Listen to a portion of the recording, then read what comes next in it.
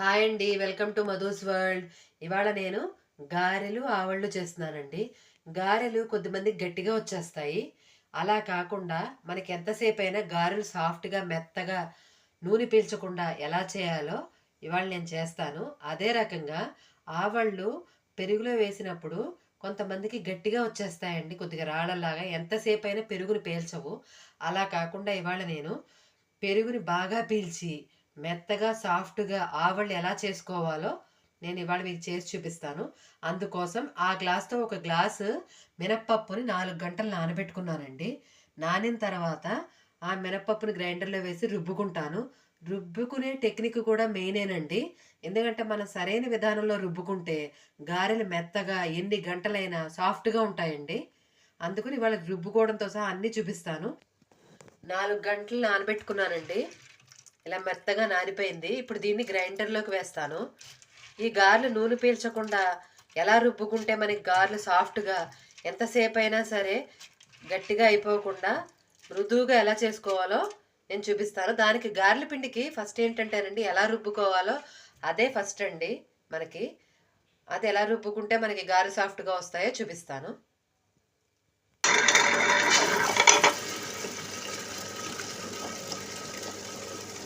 గ్రైండర్లో వేసుకుంటున్నానండి. ఎక్కువ వేసుకోకూడదండి. మీరు ఎక్కువ పప్పు నానబెట్టుకున్నారనుకోండి 2 ట్రిప్పులు వేసుకోండి.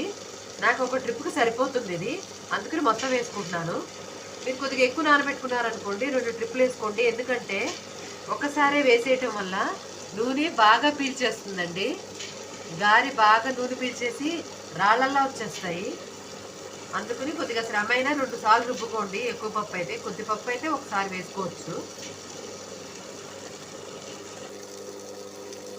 మధ్య మధ్యలో చూసుకుని కొద్ది కొద్దిగా నీళ్లు పోసుకోవాలండి. ఎక్కువ నీళ్లు పోసుకోకూడదు.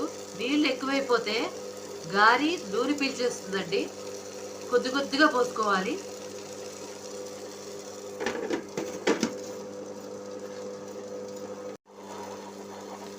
ఇప్పుడు కొద్దిగా నీళ్లు పోస్తున్నానండి. ఎందుకంటే మనకి తెలిసిపోతుంది, రాళ్ళు మనకి చాలా టైట్గా తిరుగుతాయి.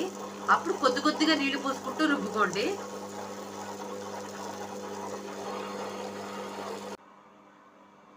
ఒక 1/2 లీటర్ పెరుగు తీసుకుంటున్నానండి. దీన్ని క్రీమ్ లాగా చేసుకుంటాను. ఇప్పుడు దీన్ని ఆవళ్ళ కోసం దీన్ని క్రీమ్ లాగా చిలుక్కోవాలండి. నీళ్లు పోసుకోవద్దు. కవ్వంతా ఒకసారి క్రీమ్లా చేసుకోండి.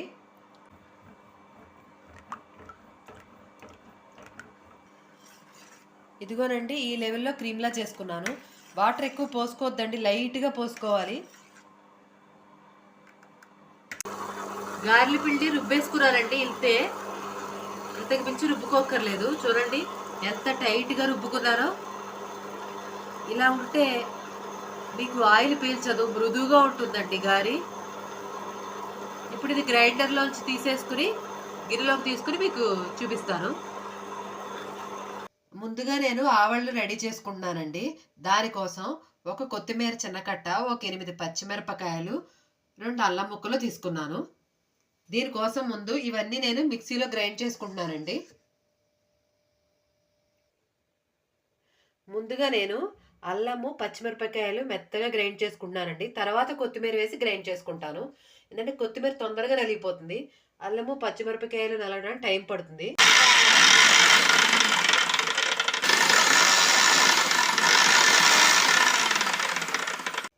ఇలా మెత్తగా గ్రైండ్ చేసుకున్నానండి. దీంట్లోకి కొత్తిమీర వేసి మళ్ళీ గ్రైండ్ చేసుకుంటాను. కొత్తిమీరని ఇలా తుంపేసుకున్నానండి. ఇప్పుడు దీన్ని గ్రైండ్ చేసేసుకుంటున్నాను.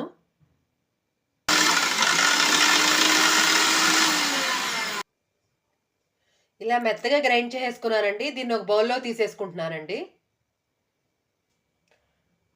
ఇప్పుడు ఇదే మిక్సీ జార్లో ఒక 2 స్పూన్ల ఆవాలు సన్నవి తీసుకోవాలండి. ఇది ఆవడ కాబట్టి ఆవడ టేస్ట్గా ఉండడానికి నేను ఆవాలు వేసి పచ్చిమిరపకాయలు ఒక 4 వేసుకున్నానండి. ఈ 2 కలిపి నేను గ్రైండ్ చేసుకుంటాను. ఇదే సీక్రెట్ అండి. ఆవడ ఇలా చేసుకుంటే చాలా టేస్టీగా ఉంటుందండి.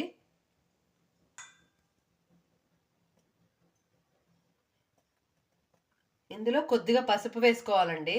ఎందుకంటే ఆవాలు కండ్రెక్కకుండా ఉండటం కోసం పసుపు వేసుకుంటారండి.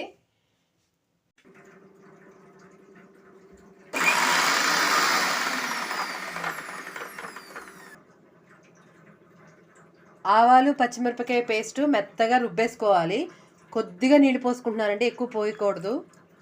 మళ్ళీ ఒకసారి మెత్తగా పేస్ట్ లాగా గ్రైండ్ చేసేసుకుంటాను.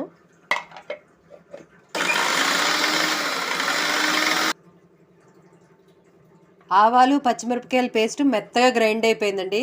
కొద్దిగా నీళ్లు పోసుకుని గ్రైండ్ చేసుకున్నాను, ఎందుకంటే లేకపోతే ఆవాలు మనకి మెత్తగా నలగవండి. ఎక్కువ నీళ్ళు పోసుకోకండి, కొద్దిగా నీళ్ళు మాత్రమే పోసుకోండి. ఇప్పుడు ఇందాక చిలికి పెట్టుకున్న పెరుగులో కొద్దిగా నీళ్ళు పోసుకుంటున్నాను. ఎక్కువ పోసుకోకూడదండి, మరీ గరిటు జారుగా ఉండకూడదు. ఇందాక గ్రైండ్ చేసి పెట్టుకున్న ఆవాలు పచ్చిమిరపకాయల పేస్ట్ ఇందులో కలిపేసుకుంటున్నాను. ఎక్కువ కలుపుకోకూడదండి, నాకు మిక్సీ జార్లో తిరగదని నేను కొద్దిగా ఎక్కువ వేసుకున్నాను.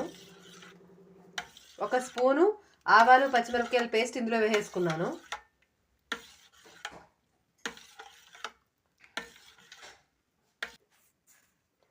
ఇందులోకి తగినంత సాల్ట్ వేసుకుంటున్నాను. మీ టేస్ట్ని బట్టి సాల్ట్ అడ్జస్ట్ చేసుకోండి.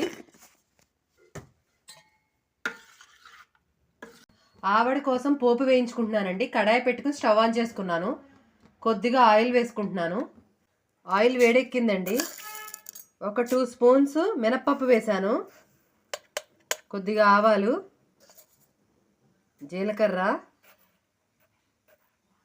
నేను కొద్దిగా మెంతులు వేస్తున్నాను. ఈ పోపు అంతా వేగాలి.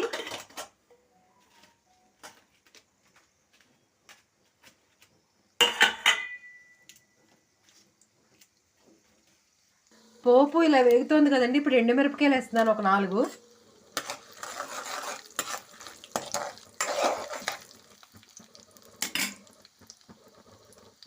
ఇందులోకి అల్లము పచ్చిమిరపకాయలు కొత్తిమీర పేస్ట్ వేసేసి పోపులో వేయించుకుంటున్నానండి. ఈ పేస్ట్ని కాస్త వేగి పచ్చివాసన పోతే మనకి బాగుంటుందండి.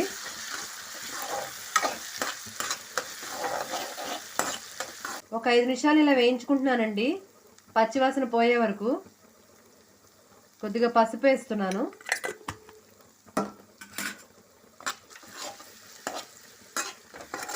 కొంతమంది పచ్చిగా వేసేసుకుంటారండి పేస్ట్, అలా టేస్ట్ బాగుంటుందండి. ఇలా నూనెలో వేగితే మంచి టేస్ట్ వస్తుందండి పోపుకి. ఆవాల పేస్ట్ మాత్రం నూనెలో వేసి వేయించకండి, చేదొచ్చేస్తుంది. ఇలా ఆయిల్లో వేయించుకుని చల్లారాక పెరుగులో కలుపుకోవాలండి. వేడి మీద పెరుగులో కలపకూడదు, పెరుగు విరిగినట్టు అయిపోతుంది. వేగిపోయిందండి, కొద్దిగా కొత్తిమీర వేసుకుంటున్నాను.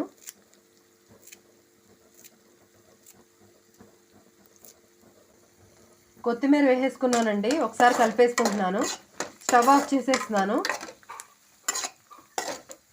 ఇప్పుడు ఇది చల్లారాక పెరుగులో కలుపుతానండి. గారెలు వేసుకోవడానికి స్టవ్ ఆన్ చేసుకుని కడాయి పెట్టుకున్నానండి. సరిపడినంత ఆయిల్ వేసుకుంటున్నాను.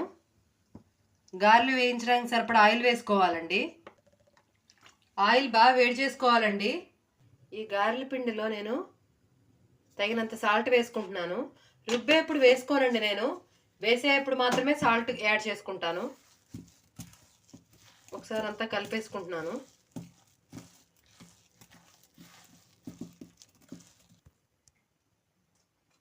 ఈ ఆవడ పోపు రెడీ అయిపోయిందండి, చల్లారిపోయింది బాగా. ఇప్పుడు ఈ పెరుగులో కలిపేసుకుంటున్నాను. చల్లారాకనే కలుపుకోవాలండి, వేడి మీద కలపకూడదు, చేదొచ్చేస్తుంది. ఇప్పుడు మనకి ఆవడ గ్రేవీ రెడీ అయిపోయింది. దీంట్లో మనం డైరెక్ట్ గారెలు వేసేసుకోవటమే, అంతే. ఆయిల్ వేడెక్కుతోందండి. ఇంకో పక్కన నేను ఒక డిష్లో నీళ్లు పట్టి పెట్టుకున్నానండి. ఎందుకోసం అంటే ఆయిల్లోంచి తీయగానే డైరెక్ట్ పెరుగులో వేయకూడదండి గారి. ఈ నీళ్ళలో వేసి 2 నిమిషాలు ఉంచుకుని ఆ తర్వాత పెరుగులో వేసుకోవాలండి. కొంతమంది తెలియని వాళ్ళు డైరెక్ట్గా నూనెలోని తీసుకుని పెరుగులో వేసేసుకుంటారండి. అప్పుడు చేదొచ్చేస్తుందండి, పెరుగంతా గారి పాడైపోతుంది. అలా కాకుండా నూనెలోంచి తీసుకోగానే నీళ్ళల్లో వేసుకుని 2 నిమిషాలు ఉంచి ఆ తర్వాత పెరుగులో కలుపుకున్నారనుకోండి, చేదు రాదు, మెత్తగా ఉంటాయి. ఇది ఒక టిప్ అండి. ఆయిల్ బాగా వేడెక్కిందండి. ఇప్పుడు గారె వేసుకుంటున్నాను.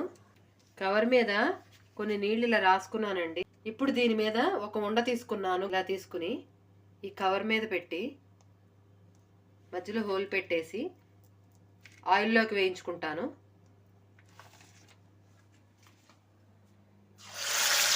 డైరెక్ట్ వేసుకునే వాళ్ళు భయం లేకపోతే డైరెక్ట్ వేసేసుకోవచ్చండి. ఆయిల్ బాగా వేడెక్కింది. ముందు ఒక గారి వేసుకుని టెస్ట్ చేసుకుంటాను ఆయిల్ బాగా వేడెక్కిందా లేదా అని. ఆయిల్ బాగా వేడెక్కిందండి.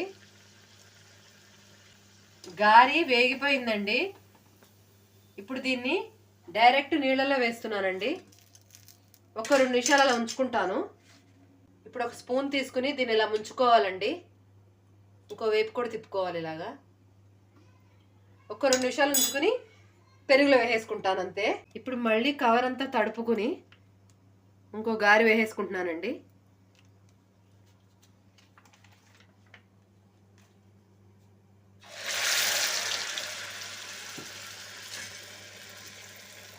ఒక 2 నిమిషాలు ఆగి తిప్పుకుంటాను. ఇది కూడా వేగిపోయిందండి గారి. మళ్ళీ నీళ్ళలో వేసేసుకుంటున్నాను. రెండో గారిని కూడా ఇలాగా నీళ్ళలో ముంచుతున్నానండి. మనం మొదట వేసింది రెడీ అయిపోయింది. ఇప్పుడు దీన్ని ఇక్కడున్న ఆవడ పెరుగులో కలిపేసుకుంటున్నాను. దీనిపైన కొద్దిగా ఈ పెరుగుని వేసుకుంటున్నాను నానటం కోసం అండి.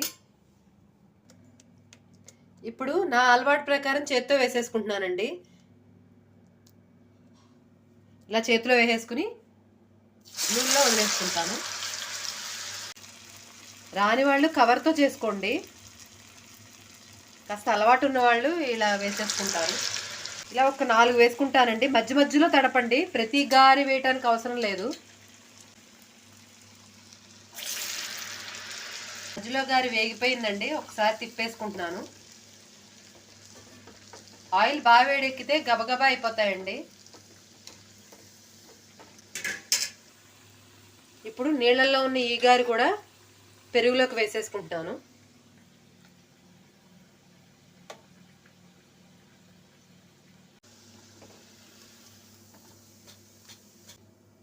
ఇప్పుడు ఈ మూడింటిని కూడా ఇందులోకి వేసేసుకుంటున్నానండి. స్పూన్తో ఒకసారి నొక్కేసుకుంటున్నాను. అంతేనండి. ఒక 2 నిమిషాలు ఉంచుకుని పెరుగులో కలిపేసుకోవడమే. నీళ్ళు ఓడ్చుకుని కలుపుకోండి, అయితే పెరుగు పలచనైపోతుంది. మొత్తం అన్ని ఆవళ్ళు వేసేసుకున్నాక మీకు చూపిస్తాను. గారెలు ఎన్ని వేసుకోవాలో ఆవళ్ళకి అన్నీ వేసేసుకున్నానండి. ఇలా పైన పెరుగుతో మొత్తం అంతా కవర్ చేసేసుకుంటాను బాగా నానటం కోసం. పెరుగు ఆవడ రెడీ అయిపోయిందండి. ఇది చాలా టేస్టీగా ఉంటుంది. ఒక్కసారి నా స్టైల్లో చేసుకోండి. ఆవళ్ళు సిద్ధం చేసేసుకున్నానండి. ఇప్పుడు ప్లెయిన్ గారెలు వేస్తున్నాను.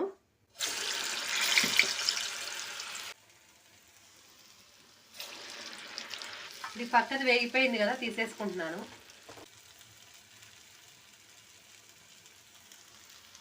ఇలా వరుసగా వేసేసుకోవచ్చండి. ఈ గ్యాప్లో వేసేసుకున్నాను.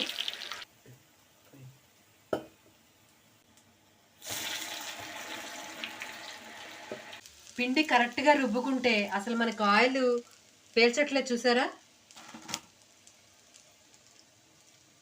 వంట అప్పుడే నేర్చుకున్న వాళ్ళైనా చేసేయగలుగుతారు. నేను చెప్పిన పద్ధతిలో మీరు చేసుకుంటే మీకు ఆయిల్ పీల్చదు.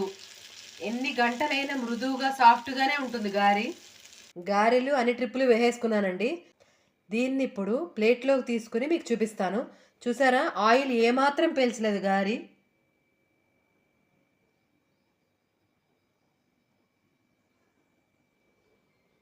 వేడి వేడి గారెలు రెడీ అయిపోయాయండి. అల్లం పచ్చడి దీనికి మంచి కాంబినేషన్ అండి. అది మామిడి అల్లం పచ్చడి. నా ఛానల్లో ఉందండి, చూడండి. చాలా టేస్టీగా ఉంటుంది.